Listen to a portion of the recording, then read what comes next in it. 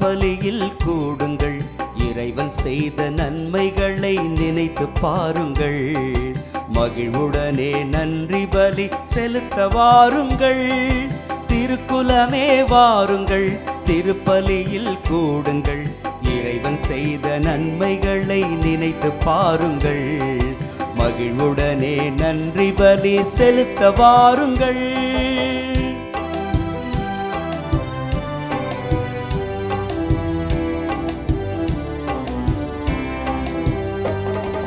நேற்றும் இன்றும் என்றும் மாறிடாத தேவன் தன்னையே பலியாக தருகின்றார். அவரின் தியாகத்தால் வாழ்வு பெறுகிறோம், அவரின் தியாகத்தால் வாழ்வு பெறுகிறோம். அவர் அன்பு பிள்ளைகளாவோம், அவர் அன்பின் சாட்சிகளாவோம்.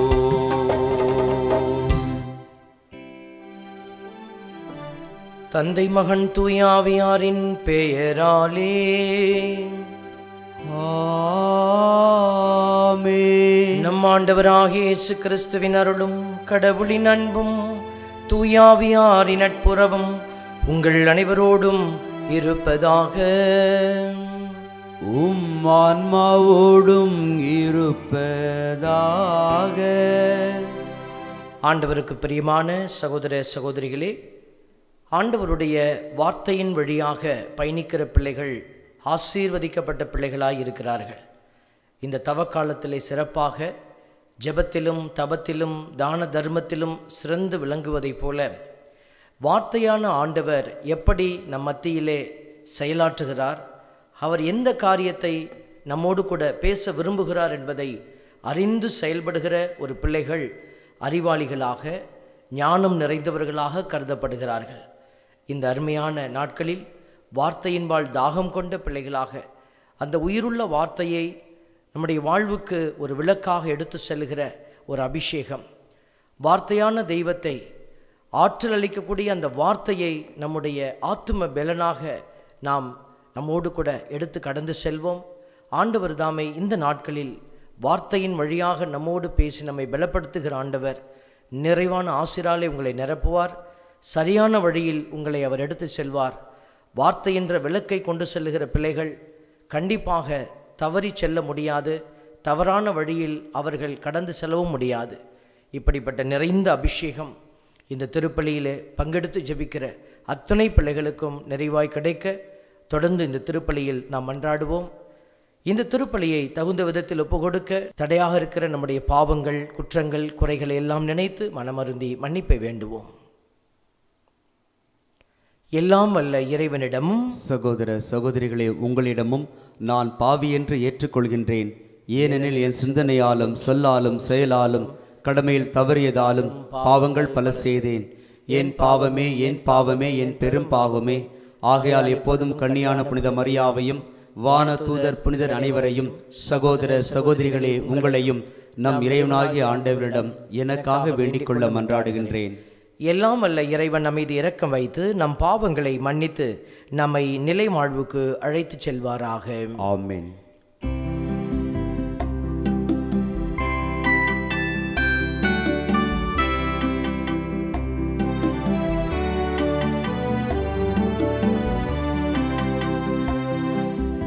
ஆண்டவரே இரக்கமாயிரும். ஆண்டவரே இரக்கமாயிரும். ஆண்டவரே இரக்கமாயிரும். ஆண்டவரே இரக்கமாயிரும். கிறிஸ்துவே இரக்கமாயிரும். கிறிஸ்துவே இரக்கமாயிரும். ஆண்டவரே இரக்கமாயிரும். ஆண்டவரே இரக்கமாயிரும். மன்றாடுவமாக. பரிவுள்ள இறைவா, தவத்தால் புனிதமடைந்துள்ள உம்மக்களின் இதயங்களை ஒளிர்வித்தருளும். இறை பற்றுடன் உம்மை மன்றாடுவோருக்கு கனிவுடன் நீர் செவிசாய்த்தருள்வீராக.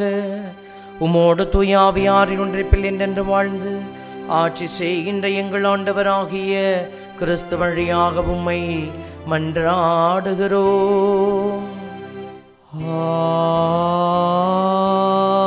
ஆமென்.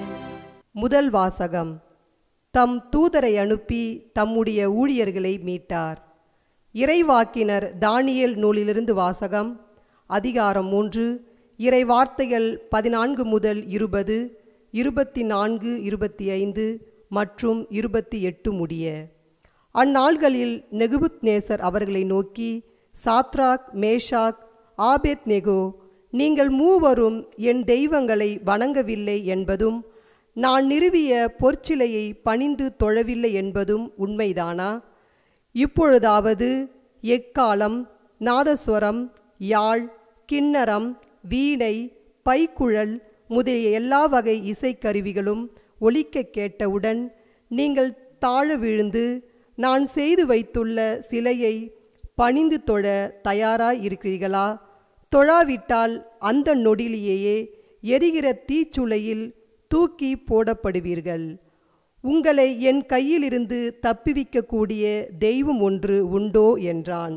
சாத்ராக், மேஷாக், ஆபேத்நேகோ என்பவர்கள் நெபுகத்நேசர் அரசனை நோக்கி பதில் மொழியாக, இதை குறித்து நாங்கள் உமக்கு மறுமொழி கூற தேவையில்லை. அப்படியே எது நிகழ்ந்தாலும் நாங்கள் வழிபடுகின்ற எங்கள் கடவுள் எரிகின்ற தீச்சுளையில் நின்று எங்களை மீட்க வல்லவர். அவரே எங்களை உம் கையினின்றும் விடுவிப்பார். அப்படியே அவருக்கு மனம் இல்லாமல் போனாலும், அரசரே, நாங்கள் உம்முடைய தெய்வங்களை வழிபட மாட்டோம். நீர் நிறுவிய பொற்சிலையையும் நாங்கள் தொழப்போவதில்லை. இது உமக்கு தெரிந்திருக்கட்டும் என்றார்கள். இதை கேட்ட நெபுகத்நேசர் அரசன் சாத்ராக், மேஷாக், ஆபேத்நேகோ ஆகியோர் மீது வெகுண்டு எழ அவனது முகம் சினத்தால் சிவந்தது. வழக்கத்தை விட 7 மடங்கு மிகுதியாக தீச்சுளையை சூடாக்கும்படி அரசன் கட்டளையிட்டான். பின்னர் சாத்ராக், மேஷாக், ஆபேத்நேகோ ஆகியோரை கட்டி எரியும் தீச்சுளைக்குள் தூக்கி போடுமாறு தம் படை வீரருள் வலியவர் சிலருக்கு கட்டளையிட்டான். அப்பொழுது நெபுகத்நேசர் அரசன் வியப்புற்று விரைந்தெழுந்து தம் அமைச்சரை நோக்கி, 3 பேரைத்தானே கட்டி நெருப்பினுள் எரிந்தோம் என்றான். ஆம் அரசரே என்று அவர்கள் விடையளித்தனர். அதற்கு அவன், கட்டவிழ்க்கப்பட்டவர்களாய் நெருப்பின் நடுவில் 4 பேர் உலவுகிறதை நான் காண்கிறேன். அவர்களுக்கோ ஒரு தீங்கும் நேரவில்லையே. மேலும் 4வது ஆள் தெய்வ மகன் ஒருவன் போல் தோன்றுகிறானே என்றான். அப்பொழுது நெபுகத்நேசர் சாத்ராக், மேஷாக், ஆபேத்நேகோ ஆகியோரின் கடவுள் புகழப்படுவராக. தங்கள் கடவுளை தவிர வேறு எந்த தெய்வத்தையும் பணிந்து தொழ மறுத்து அரசனது கட்டளையையும் பொருட்படுத்தாமல் அவர் மேல் நம்பிக்கை வைத்து தங்கள் உடலை கையளித்த அவருடைய ஊழியர்களை அவர் தம் தூதரை அனுப்பி மீட்டருளினார் என்றான். ஆண்டவரின் அருள்வாக்கு. இறைவனுக்கு நன்றி.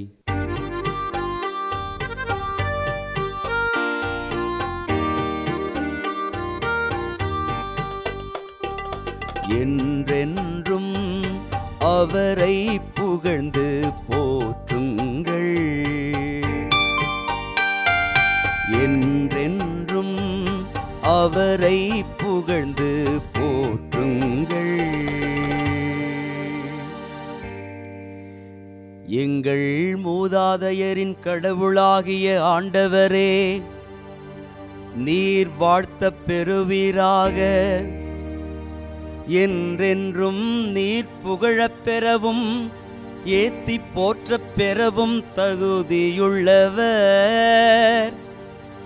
மாட்சியும் தூய்மையும் நிறைந்த உம் பெயர் வாழ்த்துக்குரியது.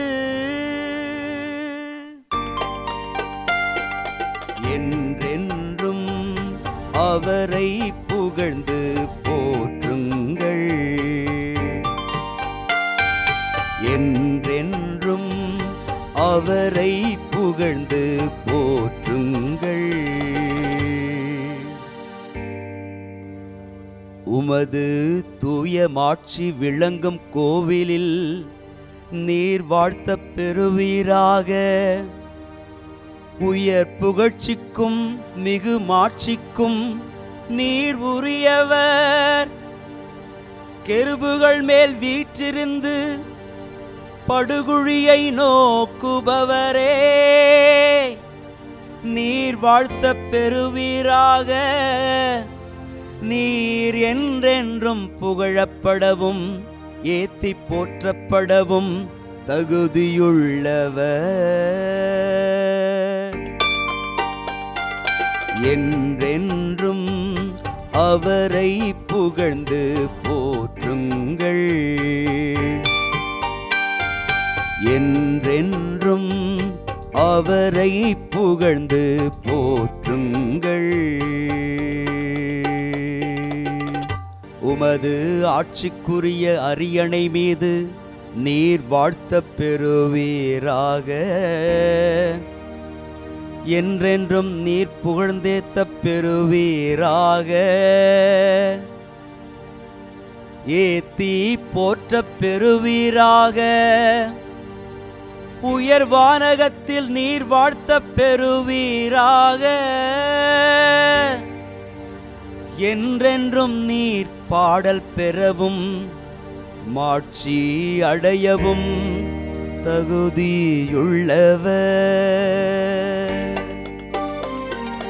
என்றென்றும் அவரை புகழ்ந்து போற்றுங்கள். என்றென்றும் அவரை புகழ்ந்து போற்றுங்கள்.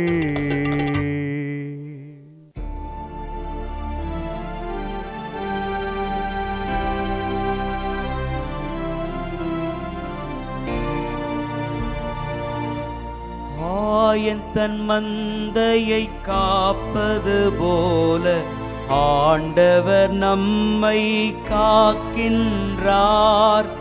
ஆயன் தன் மந்தையை காப்பது போல ஆண்டவர் நம்மை காக்கின்றார்.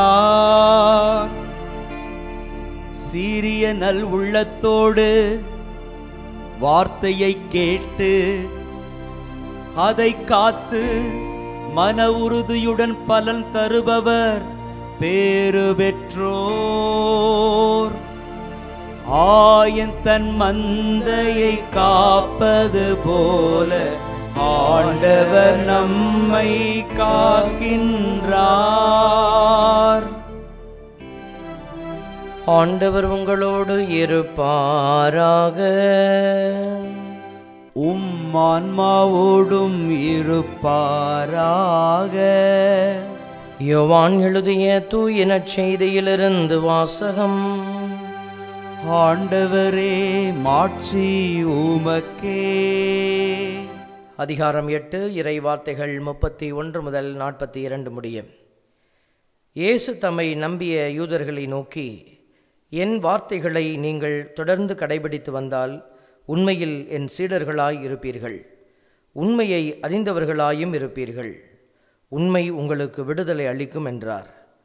யூதர்கள் அவரை பார்த்து, உங்களுக்கு விடுதலை கிடைக்கும் என நீர் எப்படி சொல்லலாம்? நாங்கள் யாருக்கும் ஒருபோதும் அடிமைகளாய் இருந்ததில்லை. நாங்கள் ஆபிரகாமின் வழிமரபினர் ஆயிற்றே என்றார்கள். அதற்கு இயேசு, பாவம் செய்யும் எவரும் பாவத்திற்கு அடிமை என உறுதியாக உங்களுக்கு சொல்லுகிறேன். வீட்டில் அடிமைக்கு நிலையான இடம் இல்லை, மகனுக்கு அங்கு என்றென்றும் இடம் உண்டு. மகன் உங்களுக்கு விடுதலை அளித்தால் நீங்கள் உண்மையிலேயே விடுதலை பெற்றவர்களாய் இருப்பீர்கள். நீங்கள் ஆபிரகாமின் வழிமரபினர் என்பது எனக்கு தெரியும். ஆனால் என் வார்த்தை உங்கள் உள்ளத்தில் இடம்பெறாததால் நீங்கள் என்னை கொல்ல முயலுகிறீர்கள். நான் என் தந்தையிடம் கண்டதை சொல்கிறேன், நீங்கள் உங்கள் தந்தையிடமிருந்து கேட்டதை செய்கிறீர்கள் என்றார். அவர்கள் அவரை பார்த்து, ஆபிரகாமே எங்கள் தந்தை என்றார்கள். இயேசு அவர்களிடம், நீங்கள் ஆபிரகாமின் மக்கள் என்றால் அவரைப் போல செயல்படுவீர்கள். ஆனால் கடவுளிடமிருந்து கேட்டறிந்த உண்மையை உங்களுக்கு எடுத்துரைத்த என்னை நீங்கள் கொல்ல முயலுகிறீர்கள். ஆபிரகாம் இப்படி செய்யவில்லையே, நீங்கள் உங்கள் தந்தையைப் போல செயல்படுகிறீர்கள் என்றார். அவர்கள், நாங்கள் பரத்தமையால் பிறந்தவர்கள் அல்ல, எங்களுக்கு ஒரே ஒரு தந்தை உண்டு, கடவுளே அவர் என்றார்கள். இயேசு அவர்களிடம் கூறியது, கடவுள் உங்கள் தந்தையெனில் நீங்கள் என்மேல் அன்பு கொள்வீர்கள். நான் கடவுளிடமிருந்தே இங்கு வந்துள்ளேன், நானாக வரவில்லை, அவரே என்னை அனுப்பினார். ஆண்டவரின் அருள்வாக்கு. கிறிஸ்துவே உமக்கு புகழ். ஆண்டவருக்குள் பிரியமான சகோதர சகோதரிகளே, இன்றைய நாளினுடைய இறை சிந்தனைகளை நாம் ஆழமாக சிந்திக்கவும் அதன் வழி நாம் செயல்பட்டு செல்லவும் ஆண்டவர் நம்மை அழைக்கிறார். வார்த்தை வெறுமையாய் கொடுக்கப்பட்டதல்ல. நாம் ஏற்கனவே வார்த்தையை குறித்து வேதத்திலே நம்ம பார்க்கிறோம். எபிரேயர் 4:12 அது உயிர் உள்ளது, ஆற்றல் வாய்ந்தது, அது ஆத்மாவையும் ஆவியையும் பிரிக்கும் அளவுக்கு ஊடுருவி பாய்கிறது, அது உன்னுடைய உள்ளத்து சிந்தனைகளை எல்லாம் சீர்தூக்கி பார்க்க உதவுகிறது. இப்படி பல்வேறு விதமான தலங்களிலிருந்து இந்த வார்த்தை செயல்படுகிறது. ஆகவே இந்த வார்த்தை நமக்கு செயல்பாட்டுக்கான ஒரு நல்ல ஒரு ஆழமான ஒரு கிரியா ஊக்கி என்று சொல்லக்கூடிய ஒரு நல்ல ஒரு ஆயுதமாக இருக்கிறது. ஆகவே தான் இந்த வார்த்தையை அறிந்திருக்க வேண்டும் என்கிற ஒரு ஆழத்தை நம்ம வைக்கிறோம். முதல் வாசகத்திலே நம்ம பார்க்கிற பொழுது சாத்ராக்கு, மேசாக்கு, ஆபேத்நேகோ இவர்கள் எல்லோருமே கடவுளை சார்ந்திருந்த பிள்ளைகள். அவர்கள் கடவுளை நேரில் கண்டதாக நமக்கு எங்கேயும் சாட்சிகள் இல்லை. ஆனால் அவர்களுக்கு கொடுக்கப்பட்ட அந்த சட்டத்தை, அவர்களுக்கு கொடுக்கப்பட்டிருந்த அந்த இறை திட்டத்தை அவர்கள் அறிந்து கற்று அறிந்து அதன்படி வாழ முயற்சித்தவர்கள். ஆகவே தான் அவர்கள் ஒரு மனுஷன் சொல்லக்கூடிய, அவன் அரசனாக இருந்தாலும் தன்னை கொல்லக்கூடிய அதிகாரம் அவனுக்கிட்ட இருந்தால் கூட அவர்கள் கடவுளுக்கே அஞ்சிய பிள்ளைகளாக இருந்தார்கள். இதைத்தான் கடவுள் நமக்கும் சொல்லிக்கொண்டே இருக்கிறார். பவுலடியார் தீமோத்தேயுக்கு எழுதப்பட்ட 2வது திருமுகத்தில் 1:7 சொல்வார், கடவுள் நமக்கு கோழை உள்ளத்தினை அல்ல, வல்லமையும் அன்பும் கட்டுப்பாடும் கொண்ட உள்ளத்தையே வழங்கியுள்ளார். இந்த தவ நாட்களில் நாம் இதை குறித்து தான் சிந்திக்க அழைக்கப்படுகிறோம். ஏதோ ஒரு பழைய ஏற்பாட்டில் சாத்ராக்கு, மேசாக்கு, ஆபேத்நேகோ இவர்களுக்கு ஒரு வல்லமை இருந்தது என்று நாம் சொல்லிவிட்டு போவதற்கு அல்ல. இன்றைக்கு உங்களுக்கும் எனக்கும் எப்படி ஒரு உயிர் ஒரு பெரிய விஷயமாக இருக்கிறதோ, எப்படி இந்த உடல் அந்த உயிரை தக்க வைத்து கொள்ள வேண்டும் என்று போராடுகிறதோ, அதற்காக எதையும் செய்ய துணிகிறதோ, அதே போலத்தான் அவர்கள் வாழ்ந்த காலத்திலேயும் கூட இந்த உயிர் அவர்களுக்கு மிக உயர்ந்ததாக இருந்தது. ஆனால் அந்த உயிரை விட அவர்கள் உயர்ந்ததாக கருதிய ஒரு காரியம்தான் இந்த கடவுள் சார்ந்த காரியம். இன்றைக்கு நாம் 21வது நூற்றாண்டுகளிலே ஒரு வளர்ச்சியடைந்த ஒரு அறிவியல் உலகத்துக்குள்ளே வாழ்ந்து கொண்டிருக்கிற சமயத்தில் இப்பொழுது இருக்கக்கூடிய பாவம் எதுவென்று நாம் பார்க்கிற போது அது எல்லாவற்றையும் சமன் செய்கிற அல்லது எல்லாவற்றையும் கடவுளை விட உயர்ந்த நிலையில் வைத்து பார்க்கிற, தன்னுடைய வாழ்வுக்காக எதையும் இழக்க துணிகிற, கடவுளாக இருந்தாலும் அதை இழக்க துணிகிற ஒரு மனநிலையை அது நமக்குள்ளே கொடுத்திருக்கிறது. அதாவது பொருள் முதல் வாதம் என்று சொல்லுவாங்க. எல்லாவற்றையும் பொருளாகவே பார்த்து பாவிக்கிற ஒரு மனநிலை. ஆகவே தான் நம்ம கடவுளை கூட ஏதோ நமக்கு தேவைப்படுகிற ஒரு கருவியாக பார்த்துவிட்டு, கடவுள் கொடுத்தாருன்னா இவர் கடவுள் கொடுக்கலன்னா அவரை மறந்துடுவோம். நம்ம வீட்டில் ஏதாவது தீமைகளோ அல்லது சங்கடங்களோ நடந்துவிட்டால், ஏன் இந்த கடவுள் எனக்கு இதை செய்தார் என்று கடவுள் மீது பழியை போட்டுவிட்டு நாம் கடவுளை கேள்விக்கு உட்படுத்துகிற ஒரு மனநிலை. இப்படி பல்வேறு விதமான சூழல்களிலே நாம் ஒரு கோழை உள்ளத்தை கொண்ட பிள்ளைகளாக இருப்பதை இதோ இந்த காரியங்கள் எல்லாம் நமக்கு உணர்த்துகிறது. ஆகவே தான் இன்றைய வாசகம் நம்மை ஆழமாக சிந்தித்து பார்க்க, நம்முடைய நற்செய்தி முன்மொழியில் வாசிக்கப்பட்டது அந்த பாடப்பட்ட வார்த்தைகள், சீரிய நல் உள்ளத்தோடு வார்த்தையை கேட்டு அதை காத்து மன உறுதியுடன் பலன் தருபவர் பேறு பெற்றோர். பாருங்கள், 3 காரியம் அதில் சொல்லப்பட்டிருக்கிறது. நல்ல உள்ளத்தோடு கேட்கணும், சீரிய நல் உள்ளத்தோடு வார்த்தையை கேட்கணும். இப்போ நீங்கள் எல்லாருமே கேட்குறாங்க. இன்றைக்கி கிறிஸ்தவர் அல்லாதவர்களும் இந்த பைபிளை படிக்கிறாங்க, வார்த்தையை கேட்குறாங்க. ஆனால் அவர்கள் குறை கூறுவதற்காக, இதில் ஒரு ஏதாவது குற்றச்சாட்டை காண்பதற்காக கேட்குறாங்க. அதை காத்து இரண்டாவது நல்ல விதமாக கேட்குறவங்க கேட்டு என்ன செய்யணும், ரெண்டாவது அதை காத்து கொள்ளணும், இந்த வார்த்தை எனக்குள்ளே நிற்கணும்னு விரும்புவது, மூன்றாவது மன உறுதியோடு பலன் தருவது. இந்த மன உறுதி இல்லைனாலும் நம்ம காத்து கொண்டு இருப்போம், நமக்கு வார்த்தையெல்லாம் தெரியும், இந்த இது செய்யக்கூடாது அப்படிங்கிறது நமக்கு தெரியும், ஆனால் நம்ம பலவீனர்களாக விழுந்துடுறோம். அப்போ மன உறுதி, இதை நான் செய்ய மாட்டேன், இது கடவுளுடைய விருப்பம் அல்ல என்பதை எப்படி அந்த 3 வாலிபர்கள் நமக்கு பழைய ஏற்பாட்டில் கற்றுக் கொடுக்கிறார்களோ அதை உணர்ந்து என்னாலும் அவர்களைப் போல நிற்க முடியும். ஒருவேளை அந்த தளம் அப்படி இல்லாமல் இருக்கலாம், அவர்களை நெருப்புச் சூளையில் தூக்கி போட்டதை போல் நம்மளை போடாமல் இருக்கலாம்.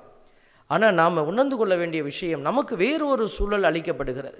அந்த சூழலிலே நான் எப்படி கடவுளுக்கு முன்பாக என்னை படைக்கிறேன்? ஆகவே தான் கடவுள் இன்றைய நாட்களிலே நம்மை வார்த்தையினாலே பலப்படுத்துகிற ஆண்டவர் நம்மோடு பேசிக்கொண்டே இருக்கிறார்.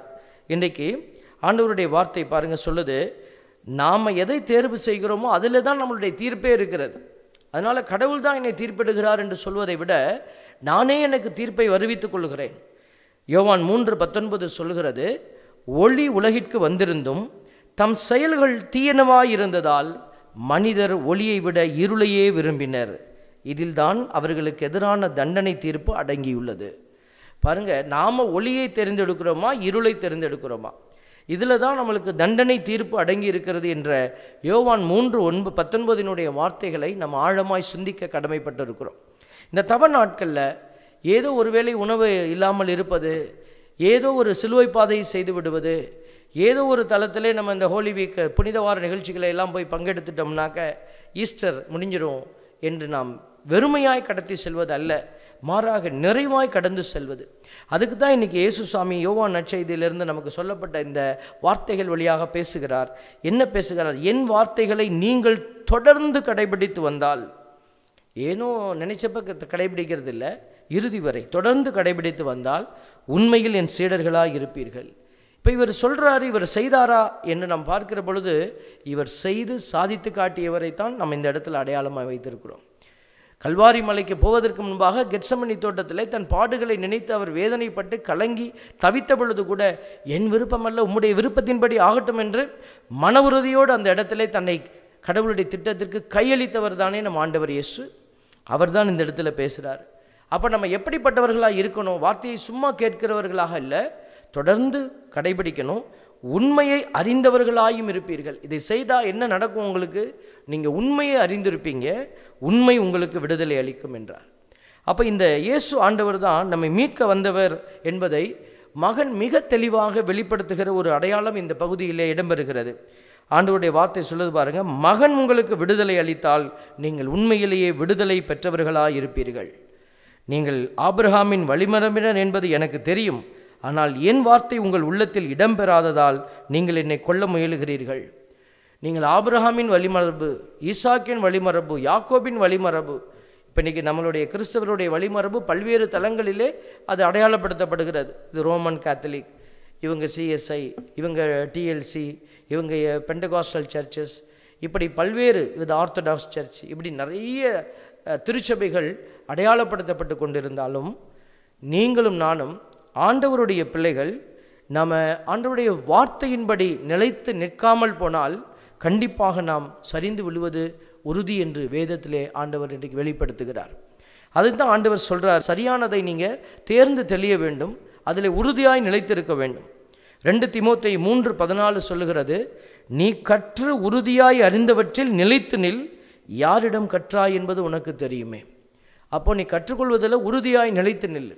நம்முடைய பரலோகத்து மந்திரத்தை சொல்லுகிற போது கூட குருக்கள் எதை சொல்லி இந்த ஜெபத்தை ஜெபிக்க அழைக்கிறார்கள் என்பது உங்களுக்கு நினைவூட்டப்படுகிறது. இந்த நேரத்தில் மீட்பரின் கட்டளையால் கற்பிக்கப்பட்டு தேவ படிப்பினையால் பயிற்சி பெற்றிருக்கிறோம்.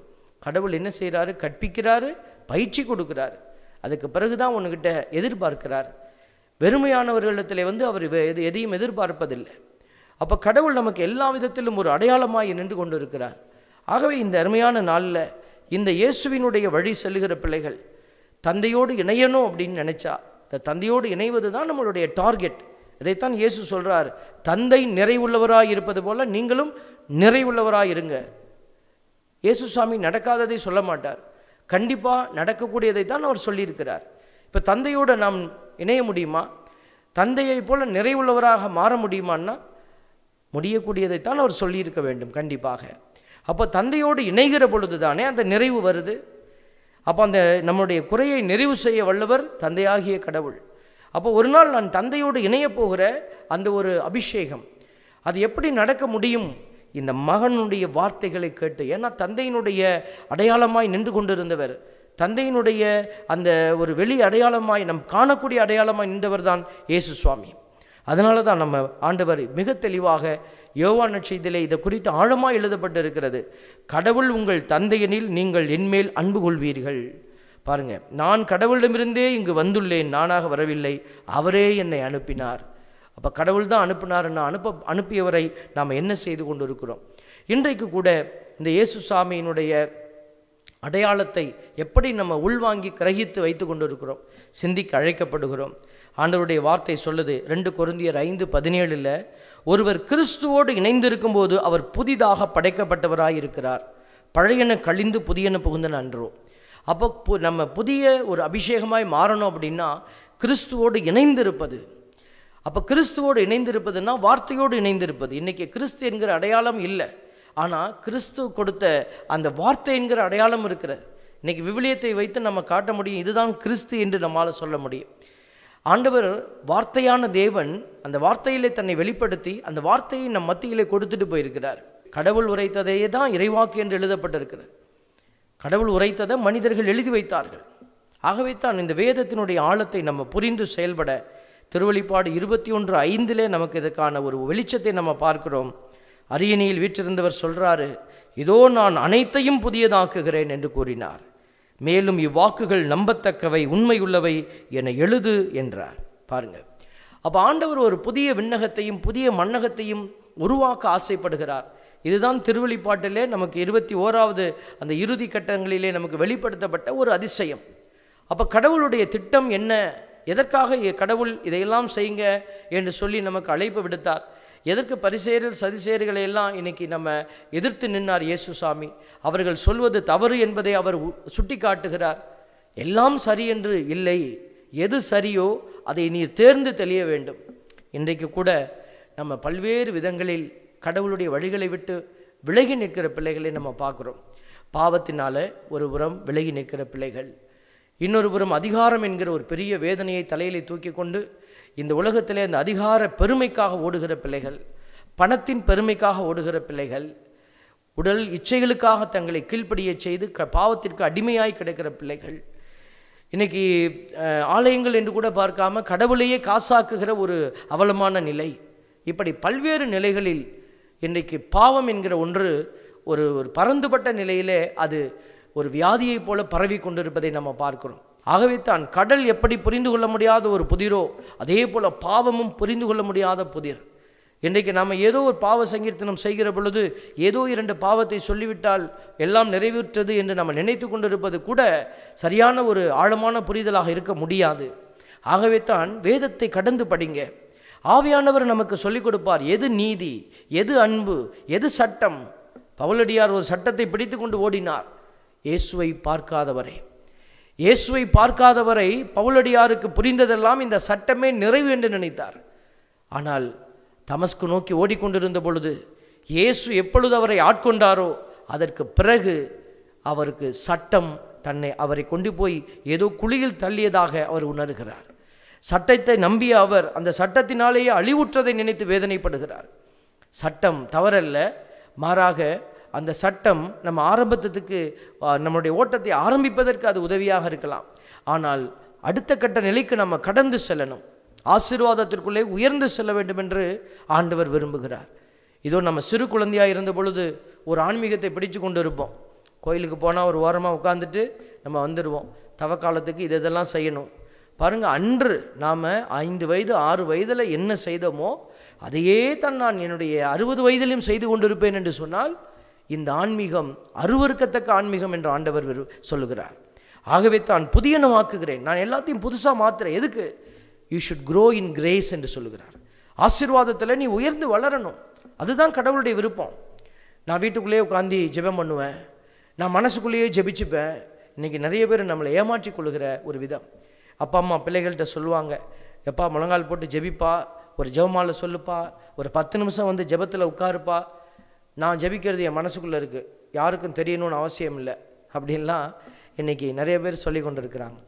கடவுள் நம்மளையும் மீட்டெடுத்தது இப்படி மனசுக்குள்ளே வச்சு இல்லை. கடவுள் பகிரங்கமாக நம்ம எல்லோரும் உலகமே பார்க்கும்படியாக, அன்று அந்த இடத்துல இருந்த அத்துணை மக்களும் காணும்படியாக சிலுவையிலே அவர் இரத்தம் சிந்தி ஆடைகள் அவிழ்க்கப்பட்டு அவமானத்தின் சின்னமாக சப்தமிட்டு எல்லோரும் ஒரு ஏலியை கூப்பிடுகிறான் என்று அவர்களை ஏளனம் செய்யும் அளவுக்கு இயேசு அந்த வேதனையிலே உறக்க கத்தி அந்த நேரத்தில் கூட மன்னிப்பை கொடுத்து பாருங்க.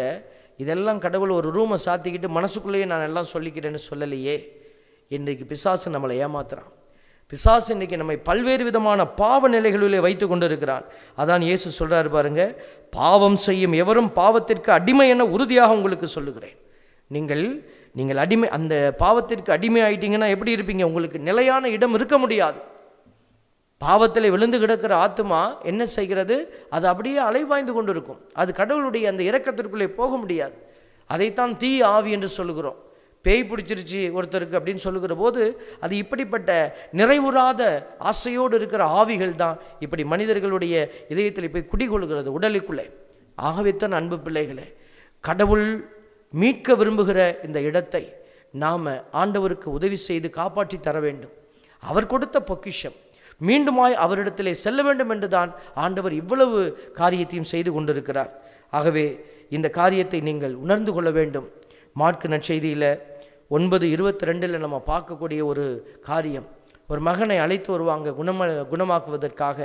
அப்போ அந்த தந்தை சொல்லுவார், இவனை ஒழித்துவிட தீயிலும் தண்ணீரிலும் இந்த ஆவி பலமுறை இவனை தள்ளியதுண்டு. எல்லாரும் முயற்சி பண்ணிட்டாங்க, உம்மால் ஏதாவது செய்ய இயலுமானால் எங்கள் மீது பரிவு கொண்டு எங்களுக்கு உதவி செய். எல்லா வார்த்தையெல்லாம் சரியாக தான் இருக்குது, ஆனால் அது உள்ள ஒரு ஒரு ஒரு ஒரு வேதனையின் வார்த்தையை அவர் வைக்க, உம்மால் இயலுமானால். இயேசு அதை பிடிக்கிறார். இயேசு அவரை நோக்கி, இயலுமானாலா, நம்புகிறவருக்கு எல்லாம் நிகழும் என்றார். என் அன்பு மகனே மகளே, நம்முடைய வாழ்க்கையிலும் கூட ஏதோ ஒன்று அழிவுறுவதைப் போல், நம்முடைய வாழ்க்கை அழிவுறுவதைப் போல நினைத்து நம்ம ஏதோ ஒரு தீமைக்குள்ளே ஓடிப்போய் ஒளிந்து கொண்டு இருக்கிறோம். அது பணமாக இருக்கலாம், பெருமையாக இருக்கலாம், அதிகாரமாக இருக்கலாம், அல்லது இச்சைக்குரிய காரியமாக இருக்கலாம். இதுதான் எனக்கு விடுதலை என்று நினைத்து கொண்டு இருக்கிற ஒரு காரியம். அன்றைக்கி சாத்ராக் மேஷாக் ஆபேத்நேகோ முதல் வாசகத்தில் சொல்கிறாங்க, கடவுள் எங்களை காப்பாற்றுவார், ஒருவேளை அவருக்கு மனம் இல்லாமல் போனாலும் நாங்கள் நீ சொல்வதை செய்ய மாட்டோம். இதுதான் நல்ல மனநிலை, தி ஆட்டிடியூட் என்று ஆங்கிலத்தில் சொல்லுவாங்க. கிறிஸ்தவனாக இருப்பது அல்ல ஆண்டவர் விரும்புவது, நீ நல்ல மனநிலையோடு இருப்பது. அதான் சீரிய நல்ல உள்ளத்தோடு என்ற வார்த்தை அதை ஆழமாய் சிந்திக்க அழைக்கிறது. ஏதோ ஒரு வாழ்க்கை கிறிஸ்தவ வாழ்க்கை இல்லை, எப்படித்தான் வாழ வேண்டும். சிலுவை சொல்லுகிற செய்தி அதுதான். எப்படியாவது விடுதலை அல்ல, இப்படித்தான் விடுதலை, இப்படித்தான் கிறிஸ்தவ வாழ்வு. இதை வாழ நாம் முயற்சிக்கிறோமா? அதுக்கு தான் ஆண்டவர் பலன் கொடுக்கிறார். சும்மா உட்கார்ந்து கொண்டு நான் ஒரு கிறிஸ்தவன் என்ற போர்வையை போர்த்தி கொண்டு இருப்பதற்கு கடவுள் பலன் கொடுப்பதல்ல. திருமண விருந்து எல்லாரும் அழைக்கப்பட்டவங்க யாருமே வரல. வெளியில் கிடக்கிறவங்களெல்லாம் கூட்டிகிட்டு வந்து உள்ளே உட்கார வச்சிருக்கிற போது அந்த தலைவன் உள்ளே போய் பார்க்குறான். அங்கே ஒருத்தன் திருமண ஆடையின்றி இருக்கிறான். அவனை தூக்கி வெளியில் போட அங்கே அழுகையும் பட்கடிப்பும் இருக்கும். கடவுள் யாரை எப்போ கூப்பிட்டாலும் அவருக்கு உகந்த விதமாக அவரை தயாரித்து தான் கடவுள் அந்த புதிய விண்ணகத்திற்குள்ளே, புதிய மண்ணகத்திற்குள்ளே அழைத்து செல்ல போகிறார். ஆண்டவர் படைக்கிற அந்த புதிய ஆசீர்வாதத்துக்குள்ளே கடந்து செல்ல வேண்டும் என்று சொன்னால் நாம் அதற்குரிய வேலையை செய்தாக வேண்டும், செயலை செய்தாக வேண்டும். அதற்கு உதவி செய்வது வார்த்தை, அதை வழிநடத்துவது இயேசு கிறிஸ்து. இவைகளெல்லாம் நிறைவு செய்ய போகிறது தந்தை. இதுக்கு புதுப்படைப்பாய் மாற நமக்கு பலன் கொடுப்பது, உண்மையை நோக்கி நம்மை வழிநடத்துவது தூய ஆவியார். ஆகவே தான் இந்த அடையாளங்களை நீங்கள் படைக்கலன்களாக அணிந்து கொண்டு பயணித்து வாருங்கள் என்று பவுலடியார் அழைத்து கொண்டே இருக்கிறார். இதோ ஆண்டவருடைய பிள்ளைகள் இந்த வார்த்தைகளை கேட்டு இதோ இந்த நாட்களில் நான் என்ன செய்ய வேண்டும் என்பதை நீங்கள் அமர்ந்து சிந்தித்து ஆண்டவருடைய பாதத்திலே தீர்க்கமான முடிவெடுத்து மன உறுதியோடு பயணித்து பாருங்க. கண்டிப்பாக இந்த தவக்காலம், இந்த ஈஸ்டர் உங்கள் வாழ்க்கையில் முக்கியமான ஒரு அழகான ஒரு புது பிறப்பின் காலமாக அமையும். இந்த அபிஷேகத்துக்காக தொடர்ந்து இந்த திருப்பலியில் மன்றாடுவோம். ஆமென்.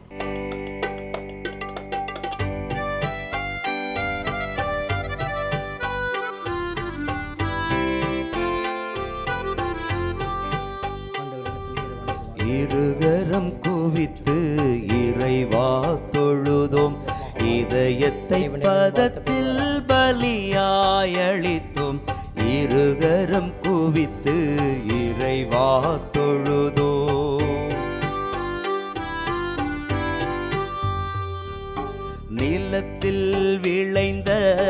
மணிகள் குவித்து கொடியில் குலுங்கும் கனிகள் உதித்து நிலத்தில் விளைந்த மணிகள் குவித்து கொடியில் குலுங்கும் கனிகள் உதித்து படைப்புகள் அனைத்தும் பரம்புகழ் இசைத்து படைப்புகள் அனைத்தும் பரம்புகழ் இசைத்து பகலவன் ஒளியில் பலியாய் உயரும் இருகரம் குவித்து இறைவா தொழுதோம் இதயத்தை பதத்தில் பலியாய் அளித்தோம் இருகரம் குவித்து இறைவா தொழுதோம்.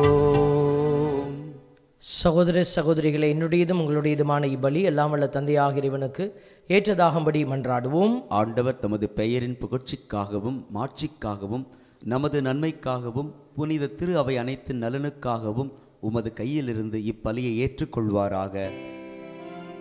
ஆண்டவரே, நாங்கள் உமக்கு ஒப்பு கொடுப்பதற்காக நீர் எங்களுக்கு அளித்துள்ள இப்பலி பொருள்களை பெற்றுக்கொள்வீராக. உமது பெயரின் மாட்சிக்காக பலி ஒப்பு கொடுக்க செய்த நீர் அதனை எங்களுக்கு அருமருந்தாகிட செய்வீராக. எங்கள் ஆண்டவராகிய கிறிஸ்து வழியாக உம்மை மன்றாடுகிறோம். ஆமென். ஆண்டவர் உங்களோடு இருப்பாராக. உம் ஆன்மாவோடும் இருப்பாராக. இதயங்களை மேலே எழுப்புங்கள். ஆண்டவரிடம் எழுப்பியுள்ளோ நம் இறைவனாகிய ஆண்டவருக்கு நன்றி கூறுவோம். அது தகுதியும் நீதியும் ஆனதே. ஆண்டவரே, தூயவரான தந்தையே, என்றும் வாழும் எல்லாம் வல்ல இறைவா, எந்நாளும் எவ்விடத்திலும் நாங்கள் உமக்கு நன்றி செலுத்துவது மெய்யாகவே தகுதியும் நீதியுமாகும். எங்கள் கடமையும் மீட்புக்குரிய செயலுமாகும். உம்முடைய பிள்ளைகளின் உள்ளங்களை தூய்மைப்படுத்தி புதுப்பிக்க பயனுள்ள இச்சிறப்பான காலத்தை ஏற்படுத்தினீரே. அதனால் நாங்கள் மட்டுமீறிய பற்றுதல்களிலிருந்து விடுதலை பெற்று நிலையற்றவற்றில் மனதை ஈடுபடுத்தாது நிலையானவற்றில் மென்மேலும் மனதை செலுத்துமாறு எங்களை தூண்டுகின்ற காலம் இதுவே. ஆகவே புனிதர் வானதூதர் அனைவரோடும் சேர்ந்து நாங்களும் உம்மை புகழ்ந்தேத்தி முடிவின்றி ஒரே குரலாய் பாடுவதாவது: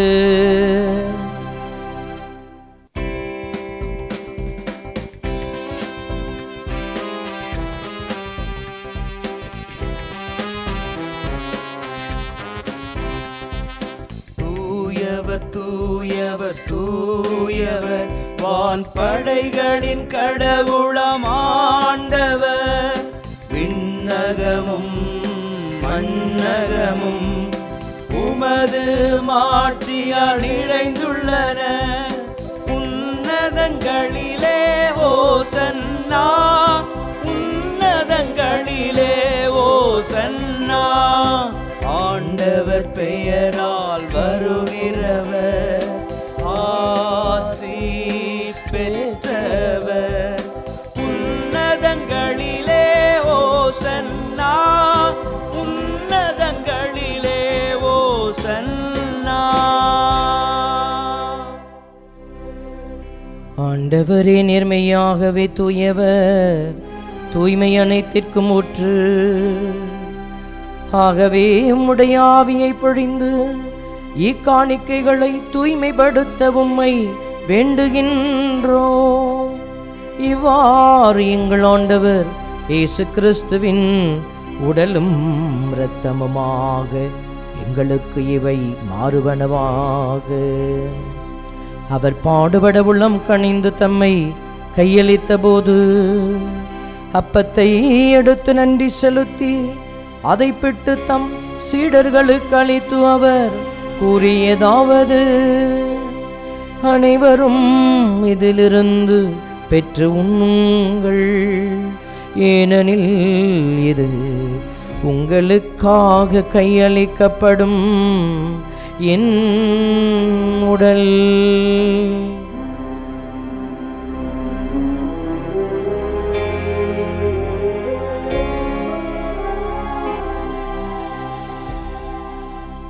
அவ்வண்ணமே இரவு விருந்தை அருந்திய பின் கிண்ணத்தையும் எடுத்து மீண்டும் உமக்கு நன்றி கூறி தம் சீடர்களுக்கு அளித்து அவர் கூறியதாவது, அனைவரும் இதிலிருந்து பெற்று பருகுங்கள். ஏனெனில் இது புதிய நிலையான உடன்படிக்கைக்குரிய என் இரத்தத்தின் கிண்ணம். இது பாவ மன்னிப்புக்கென்று உங்களுக்காகவும் பலருக்காகவும் சிந்தப்படும். இதை என் நினைவாக செய்யுங்கள். இதை என் நினைவாக செய்யுங்கள்.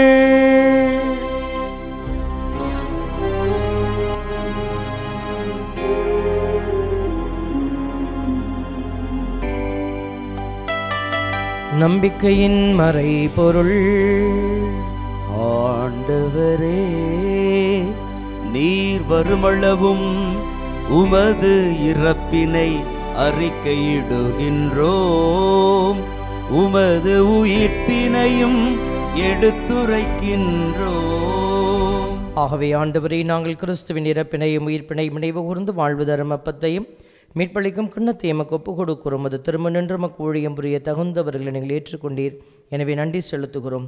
கிறிஸ்துவின் உடலிலும் இரத்தத்திலும் பங்கு கொள்ளும் எங்களை தூய ஆவியார் ஒன்று சேர்க்க வேண்டுமென உம்மை தாழ்மையுடன் மன்றாடுகிறோம். ஆண்டவரே, உலகெங்கும் பரவியிருக்கும் அது திரு அவையை நினைவு கூர்ந்தருளும். எங்கள் திருத்தந்தை பிரான்சிஸ், எங்கள் ஆயர் மேதகு ஆரோக்கியராஜ், எல்லா திருநிலையினராகிய அனைவரோடும் அது திரு அவை அன்பில் நிறைவு பெற செய்தருளும். உயிர்த்தலும் எதிர்நோக்குடன் துயில் கொள்ளும் எங்கள் சகோதர சகோதரிகளையும் இறந்தோர் அனைவரையும் இரக்கத்துடன் நினைவு கூர்ந்து மது திருமுக ஒளியினுள் ஏற்றருளும். எங்கள் அனைவர் மீதும் இரக்கமாயிரும். கடவுளின் கன்னித்தாயான புனித மரியா, அவருடைய கணவரான புனித யோசேப்பு, புனித திரு தூதர்கள், உலகில் முக்குகந்தவராயிருந்தோராகிய புனிதர் அனைவருடனும் நாங்கள் நிலை வாழ்வில் பங்கு கொள்ளும் தகுதி பெற்று உம் திருமகன் இயேசு கிறிஸ்து வழியாக உம்மை புகழ்ந்தேத்தும் வரமருள உம்மை மன்றாடுகிறோம்.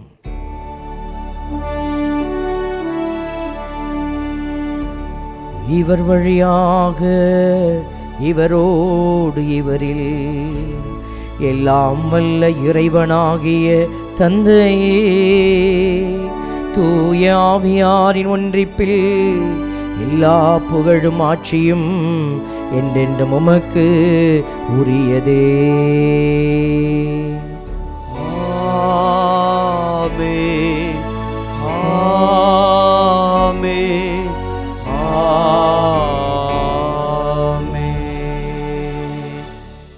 மீட்பரின் கட்டளையால் கற்பிக்கப்பட்டு இறை படிப்பினையால் பயிற்சி பெற்ற நாம் அனைவரும் இணைந்து மன்றாடுவோம். விண்ணுலகில் இருக்கிற எங்கள் தந்தையே, உமது பெயர் தூயது என போற்ற பெறுக. உமது ஆட்சி வருக.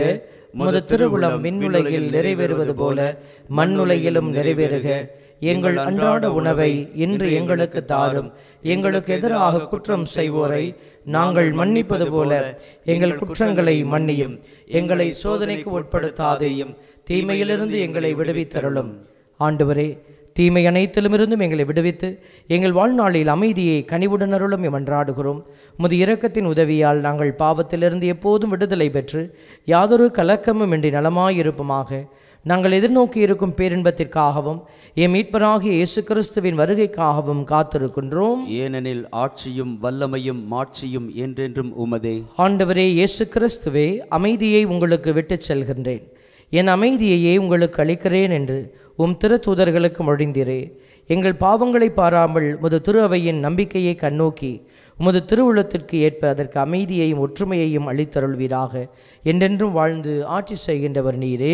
ஆமென். ஆண்டவருடைய அமைதி உங்களோடு என்றும் இருப்பதாக. உம் ஆன்மாவோடும் இருப்பதாக. ஒருவருக்கொருவர் அமைதியை பகிர்ந்து கொள்வோம். சமாதானம். உலகின் பாவங்களை போக்கும் இறைவனின் செம்மறியே, எங்கள் மேல் இரக்கமாயிரும். உலகின் பாவங்களை போக்கும் இறைவனின் செம்மறியே, எங்கள் மேல் இரக்கமாயிரும். உலகின் பாவங்களை போக்கும் இறைவனின் செம்மறியே, எங்களுக்கு அமைதியை அளித்தருளும்.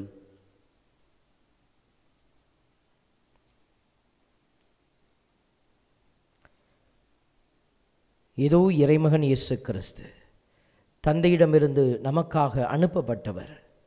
இவரை அறிந்து இவர் கூறுகிற வார்த்தைகளை கேட்டு செயல்படுகிறவர்கள் பேறு பெற்றவர்கள். இவருடைய விருந்திற்கு அழைக்கப்பெற்ற நாம் அனைவரும் பேறு பெற்றோர். ஆண்டவரே, நீர் என் இல்லத்தில் எழுந்தருள நான் தகுதியற்றவன். ஆனால் ஒரு வார்த்தை மட்டும் சொல்லி அருளும், எனது ஆன்மா நலமடையும். கிறிஸ்துவின் திருவுடலும் இரத்தமும் நம்மை காத்து நமக்கு நித்திய வாழ்வு அளிப்பதாக. ஆமென். ஆசை திருவிருந்துக்கான மன்றாட்டு. ஆண்டவரே, நீர் என் இல்லத்தில் எழுந்தருள நான் தகுதியற்றவன். ஆனால் ஒரு வார்த்தை மட்டும் சொல்லி அருளும் என்று நூற்றுவர் தலைவன் ஜெபித்தது போல நாங்களும் இப்போது உம் திருப்பாதம் பணிந்து வேண்டுகிறோம். இனிய இயேசுவே, நாங்கள் தகுதியற்றவர்களாய் இருந்தாலும் எங்கள் தகுதியின்மையை பாராமல் நீர் எங்கள் உள்ளங்களில் எழுந்து வாரும். உம் அன்பிலும் அருளிலும் நாங்கள் நிலைத்திருக்க எம்முள் எழுந்து வாரும். உம் பிள்ளைகளாக உயிருள்ள உண்மை சாட்சிகளாக உமது நற்செய்தின்படி வாழ்பவர்களாக எங்களை உருமாற்ற வாரும். தந்தையின் திருவுளப்படி வாழ்ந்திட எங்களுக்கு துணை புரிந்திட வாரும். நன்மை செய்வதில் ஆர்வமுள்ளவர்களாய் தீமைகள் அனைத்திலிருந்தும் விடுதலை பெற்றவர்களாய் வாழவும் எங்களை வழிநடத்த வாரும். எல்லா நலன்களும் வளங்களும் எங்களை நிரப்ப வாரும். ஆமேன். ஆண்டவர்கள் பிரியமான சகோதர சகோதரிகளே, கொலோசியருக்கு எழுதப்பட்ட திருமுகத்தில் பவுலடியார் மிக அழகாக ஒரு காரியத்தை வெளிப்படுத்துகிறார். கடவுளுள் தம் அன்பார்ந்த மகனின் ஆட்சிக்கு நம்மை உட்படுத்தினார். அவருடைய இரத்தத்தால் நாம் மீட்பையும் பாவ மன்னிப்பையும் பெறுகிறோம் என்று. கடவுள் நம் அனைவரையும் அவருடைய அந்த அன்பார்ந்த மகனின் ஆட்சிக்கு நம்மை உட்படுத்துகிறார். அப்போ இந்த ஆட்சி என்று சொல்லுகிற வார்த்தை இந்த மகனோடு இணைக்கப்பட்டிருக்கிற ஒரு அடையாளம். ஆகவே தான் நம்ம ஆண்டவருடைய இறையாட்சிக்குள்ளே போகணும்னா இந்த மகனோடு நம்ம இணைந்திருக்கணும் என்று சொல்லுகிறோம். அப்போ மகனோட இணையணும்னா வார்த்தை நம்ம ஆண்டவருடைய வார்த்தையோடு இணைந்திருக்கணும். வார்த்தை நமக்குள்ளே இருக்கணும். வார்த்தை மட்டும் இருந்தால் பத்தாது, அந்த வார்த்தையை செயல்படுத்துகிற மன உறுதியும் இரக்கமும் நம்மக்கிட்ட வேணும். ஆக இதெல்லாம் இணைந்திருக்கிற போது கண்டிப்பாக ஒருவர் அந்த பரிசை பெறாமல் போக முடியாது. கடவுள் கண்டிப்பாக அந்த இறையாட்சியினுடைய அபிஷேக பரிசை தருவார். அதற்கு நம்ம வல்லமையை கேட்கிறோம்.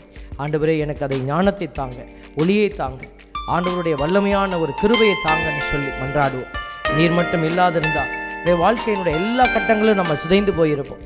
ஆண்டவர் இறுக பற்றி பிடித்து கொண்டு இதோ அவரே நமக்கு எல்லாம் என்று நினைத்து இந்த பாடலில் மன்றாடி ஜெபிக்கிறோம். நீர் என்னை தேடி வராதிருந்தால் நான் என்றோ மரித்திருப்பேன். உம் கிருபை என்னில் தராதிருந்தால் நான் என்றோ அழிந்திருப்பேன். நீர் என்னை தேடி வராதிருந்தால் நான் என்றோ மரித்திருப்பேன். உம் கிருபை என்னில் தராதிருந்தால் நான் என்றோ அழிந்திருப்பேன். என் தேவா, என் ராஜா, உம் கிருபை போதுமே. என் தேவா, என் ராஜா, உம் கிருபை போதுமே. நீர் என்னை தேடி வராதிருந்தால் நான் என்றோ மரித்திருப்பேன். உம் கிருபை என்னில் தராதிருந்தால் நான் என்றோ அழிந்திருப்பேன்.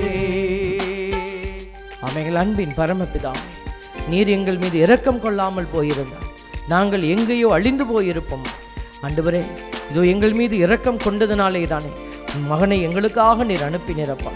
இதோ அன்பார்ந்த மகன் என்று வேதம் சொல்லுகிறபடியாக இந்த அன்பார்ந்த மகனின் அடையாளத்தை எங்களுக்காக இழக்க துணிந்த உடைய பெரிய கிருபைக்கு முன்பாக எங்களை நாங்கள் ஒப்புக்கொடுத்து செபிக்கிறோம்.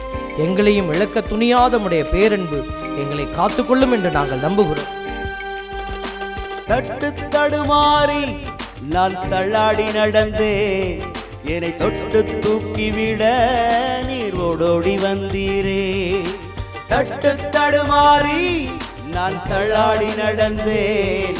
என்னை தொட்டு தூக்கிவிட நீர் ஓடோடி வந்தீரே. சொத்தோ சுகமோ தேவையில்லை, சொந்தம் பந்தம் நாடவில்லை. சொத்தோ சுகமோ தேவையில்லை, சொந்தம் பந்தம் நாடவில்லை. என் ராஜா என் தேவா உம் கிருபை போதுமே. என் தேவா என் ராஜா உம் கிருபை போதுமே. நீர் என்னை தேடி வராதிருந்தால் நான் என்றோ மறித்திருப்பேன். உம் கிருபை என்னில் தராதிருந்தால் நான் என்றோ அழிந்திருப்பேன். ஆம் ஆண்டவரே, பரிசுத்த இரக்கமும் கிருபையும் எங்களை காத்து கொண்டதற்காக, எங்கள் பக்கமாக நீர் குனிந்து எங்கள் கூக்குரலை கேட்டதற்காக, உடைய திருமுக ஒளியினால் எங்களை நிரப்பியதற்காக நன்றியோடு நாங்கள் உம்மை துதிக்கிறோம். ஆண்டவரே, ஒரு நாள் நாங்கள் உம்மை முகமுகமாய் பார்த்து ஆண்டவரே உம்மை தரிசித்து உம்மையே சேவித்திருக்கிற பாக்கியத்தை எங்கள் அனைவருக்கும் கொடுக்க தொடர்ந்து நாங்கள் மன்றாடுகிறோம் அப்பா.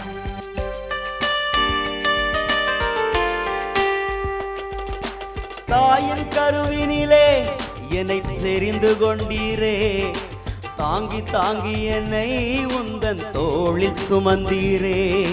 தாயின் கருவினிலே என்னை தெரிந்து கொண்டீரே, தாங்கி தாங்கி என்னை உந்தன் தோளில் சுமந்தீரே. அன்பே எந்தன் ஆயுருயிரே, ஆயுள் முழுதும் ஆராதிப்பேன். அன்பே எந்தன் ஆருயிரே, ஆயுள் முழுதும் ஆராதிப்பேன். என் தேவா என் ராஜா உம் கிருபை போதுமே. என் தேவா என் ராஜா உம் கிருபை போதுமே. நீர் என்னை தேடி வராதிருந்தால் நான் என்றோ மறித்திருப்பேன். உம் கிருபை என்னில் தராதிருந்தால் நான் என்றோ அழிந்திருப்பேன். என் தேவா என் ராஜா உம் கிருபை போதுமே. என் தேவா என் ராஜா உம் கிருபை போதுமே. ஆம், எங்கள் அன்பின் பரமபிதாவே, உம்முடைய கிருபையும் உம்முடைய இரக்கம் மட்டுமே எங்களுக்கு இது இந்த உலகத்தை கடந்து செல்ல எங்களுக்கு பலன் தரும் என்று நம்பி இருக்கிறோம். உலக பொருட்களோ பணமோ அதிகாரமோ பெருமைகளோ அல்ல ஆண்டவரே, உம்முடைய இரக்கமும் கிருபையும் எங்களோடு நிலைத்திருக்கும்படியாக போராடுகிற பிள்ளைகளுடைய வேதனைகளுக்கு மத்தியிலே நாங்கள் இதை ஜெபமாக்குகிறோம். ஆண்டவரே, உடலோடு போராடி போராடி நொந்து போன பிள்ளைகளாக இருக்கிற என்னுடைய ஜனத்திற்கு மத்தியிலே நாங்கள் நின்று செபிக்கிறோம். போர்களும் வேதனைகளும் சூழ்ந்து கிடக்கிற ஒரு சூழலுக்கு மத்தியிலிருந்து நாங்கள் உம்மிடத்திலே கதறி கேட்கிறோம் அப்பா. இதோ பொருளாதார வீழ்ச்சி அடைந்து கிடக்கிற நாடுகள், பொருள்கள் வாங்க முடியாத ஒரு வேதனை கிடக்கிற பிள்ளைகள் எல்லாம் பட்டினியால் செத்து மடிந்து கொண்டிருக்கிற ஒரு வேதனை ஆண்டவரே, இந்த வேதனைகளுக்கு மத்தியிலிருந்து நாங்கள் கதறுகிறோம். ஆண்டவரே, பாவத்தினுடைய சூழ்ச்சியினுடைய அந்தகார இருள் எங்களை சூழ்ந்து நிற்கிற அந்த வேதனைகளுக்கு மத்தியிலிருந்து நாங்கள் உம்மை கூவி அழைக்கிறோம் தகப்பனே. வாலிப பிள்ளைகள் எல்லோருமே ஆண்டவரே உம்மை விட்டு விலகி ஓடிக்கொண்டிருக்கக்கூடிய ஒரு வேதனையும் மிகுந்த ஒரு காலகட்டத்திற்குள்ளே நின்று நாங்கள் உம்மை கூவி அழைக்கிறோம் தகப்பனே. சிறு குழந்தைகள் எல்லாம் சிறு வயதிலேயே தீமைகளுக்கு இதோ உட்படக்கூடிய வேதனைகள் சூழ்ந்து கிடக்கிற ஒரு வேதனைகளுக்கு மத்தியில் இருந்து நாங்கள் உம்மை கூவி அழைக்கிறோம். பரிசுத்த பிதாவே, எங்களை நீர் வாழ வைக்கிறீர் என்பதை நாங்கள் அறிவோம். ஆனால் ஆண்டவரே, நீர் விரும்பும்படியான ஒரு வாழ்க்கை நாங்கள் வாழுகிறோமா என்பதை நாங்களே அறிய முடியாத ஒரு வேதனையிலே தவிக்கிற இந்த தவிப்பை தேவரீர் அறிந்து எங்களுக்கு நீர் உம்முடைய வல்லமையின் ஆற்றலை நிறைவாய் தருவீராக. ஆண்டவரே, பெலன் இழந்து கிடக்கிற பிள்ளைகள் எல்லோருமே பெலன் அடைவார்களாக. ஆண்டவரை, நீர் வராமல் இருந்திருந்தால் இந்த ஆசீர்வாதங்கள் எங்களுக்கு கிடைத்திருக்காது, கிருபைகள் எங்களுக்கு கிடைத்திருக்காது. ஆனாலும் ஆண்டவரை, கிடைத்ததை நாங்கள் நழுவ விட்டுவிடாதபடிக்கு தேவரீர் எங்களுக்கு கொடுக்கிற இதோ உண்மையான வார்த்தையை அறிந்து அந்த உண்மையின்படி நாங்கள் ஒழுகி வாழ்ந்து செயல்பட்டு உமக்கு உகந்த பிள்ளைகளாயிருக்க எங்கள் அகக்கண்களை திறப்பீராக. பரிசுத்த தெய்வமே, எது உண்மை, எது உயிர், எது வாழ்வளிக்கும் என்பதையெல்லாம் நாங்கள் அறிந்து செயல்பட எங்களுக்குள்ளே நீர் ஆற்றலாய் இருந்து பேசுவீராக. ஆவியானவர் தாமே முழு உண்மையை நோக்கி உங்களை வழிநடத்துவார் என்று சொன்ன அதே ஆவியானவர் தாமே எங்களுடைய இதயத்தின் உட்பணங்களை நிரப்புவாராக. பரிசுத்த இரக்கம் என்னாலும் ஆவியானவருடைய துணையோடு எங்களை காத்து வழிநடத்துவதற்காக நன்றி செலுத்தி இந்த ஜெபங்களையும் எங்களோடு இணைந்து ஜெபிக்கிற ஒவ்வொரு பிள்ளைகளுடைய கண்ணீர், கவலைகள், ஜெபங்கள், வேதனைகள், வலிகள், போராட்டங்கள் எல்லாவற்றையும் அதே இயேசு கிறிஸ்துவினுடைய நாமத்தின் வழியாகவே நாங்களும் ஏறெடுத்து ஜெபிக்கிறோம். ஜெபம் கேளும் எங்கள் நல்ல பிதாவே. ஆமென். ஆமென். ஆமென். நன்றி கூறி மன்றாடுவோமாக. ஆண்டவரே, நாங்கள் பெற்றுக்கொண்ட மறைபொருள்கள் எங்களுக்கு விண்ணக மருந்தாய் அமைவனவாக. அதனால் இவை எங்கள் உள்ளங்களில் குற்றங்களை கழுவி முடிவில்லாத பாதுகாப்பில் எங்களை உறுதிப்படுத்துவனவாக. எங்கள் ஆண்டவராகிய கிறிஸ்து வழியாக உம்மை மன்றாடுகிறோம். ஆமென். ஆண்டவர் உங்களோடு இருப்பாராக. உம் ஆன்மாவோடும் இருப்பாராக. எல்லாம் வல்ல இறைவன் தந்தை, மகன், தூயாவியார் உங்கள் அனைவரையும் ஆசீர்வதிப்பாராக. ஆமென். இறைவனின் வார்த்தைகளை அறிந்த பிள்ளைகளாய் வாழ சென்று வாருங்கள். திருப்பலி நிறைவேறிற்று. இறைவனுக்கு நன்றி.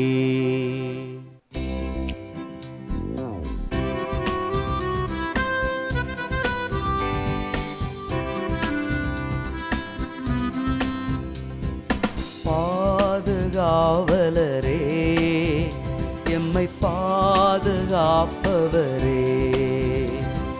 உம்மை வாழ்த்த வந்தோம் எங்கள் சூசை மாமுனியே. எமக்கு வழியான, எமக்கு துணையான எங்கள் வழிகாட்டியே. எமக்கு விழியான, எமக்கு ஒளியான எங்கள் சூசையப்பரே. பாதுகாவலரே, எம்மை பாதுகாப்பவரே, உம்மை வாழ்த்த வந்தோம் எங்கள் சூசை மாமுனியே.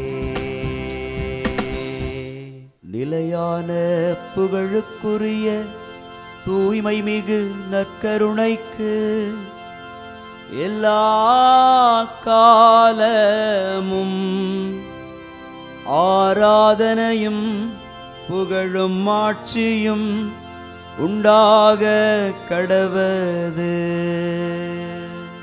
தந்தை, மகன், தூய ஆவியாரின் பெயராலே ஆமென். Subscribe to KC Trichy YouTube channel. Like, share and comment.